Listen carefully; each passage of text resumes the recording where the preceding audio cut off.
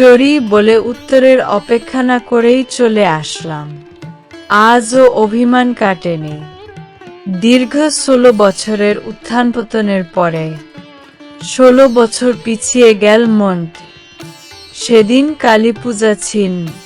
পাড়ার কালীপূজায় ভোগ প্রসাদ নিতে আসা একটি বুদ্ধিমতী অথচ শান্ত, দীপ্ত চক্ষুর অধিকারিণী মেয়েটির নজর কেড়েছিল প্রসাদ বিলি করতে থাকা আমার তখন প্রথম বর্ষের ছাত্র আমি।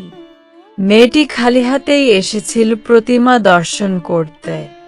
গরম খিচুড়ির পাতা হাতে নিয়ে এহাতহাত করছেন। সুযোগ বাড়িয়ে দিয়েছিল আর দুটো এক্সট্রা শালপাতা আর রুমালটি। ভিড় ছিল না তেমন। রুমালে কিছু লেখা ছিল সেটা দেখছিল। তবে মেয়েটি দুটোই গ্রহণ করে মুখে স্বস্তির হাসি দিয়ে বলেছিল, আপনাকে রুমালটা আমি কাল দিয়ে যাব। শুনছি কাউকে নাকি রুমাল দিতে নেই।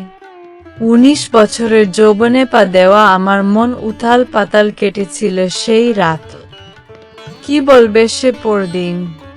প্রথম ভালোবাসা বোধহয় এমনই হয়। যথারীতি পরদিন বিকালে মেয়েটি এসেছিল তাকে রুমালটি ফেরত দিতে। একটি ধন্যবাদ এর সাথে ফেরত দিয়ে চলে যাওয়ার সময় আমি পিছু ডেকেছিলাম, শোন। মেয়েটি ঘুরে দাঁড়াতেই বলেছিলাম, তোমার নামটা একটু বলবেন? মৃদু হেসে শান্ত স্বরে উত্তর দিয়েছিল মেয়েটি, সুপ্রান্তিক। আমাদের বাড়ির বাড়ি পরের ফ্ল্যাটে বাবা মায়ের সাথে থাকে সে। পড়াশোনা করত বিএ। প্রথম বর্ষেই প্রথম পরিচয়। এরপর প্রায়শই তার ছুটির সময় কলেজের সামনে আবিষ্কার করতে শুরু করলো সুপ্রান্তিকাকে। আমাকেও পেয়ে যেত ওর কলেজ কিংবা গানের স্কুলের সামনে। টুকটাক কথা হতে। সুপ্রান্তিকা প্রথম জিজ্ঞেস করত হঠাৎ দেখা হবার কারণ কি। উত্তরে প্রায়শই শুনতে পেত, এই তো বন্ধুর বাড়ি থেকে ফিরছিলাম, পথে তোমার সাথে দেখা হয়ে গেল। ভালোই হলে, চলো একসাথেই ফেরা যাক। ও আর যাই হোক বোকা ছিল না।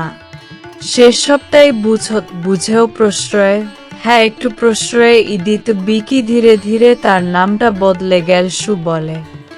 ডাকতে শুরু করলাম তাকে। কত সুন্দর সেই দিনগুলি ছিল। এভাবেই 2.5 বছর কাটল, হেসে খেলে আনন্দ করে।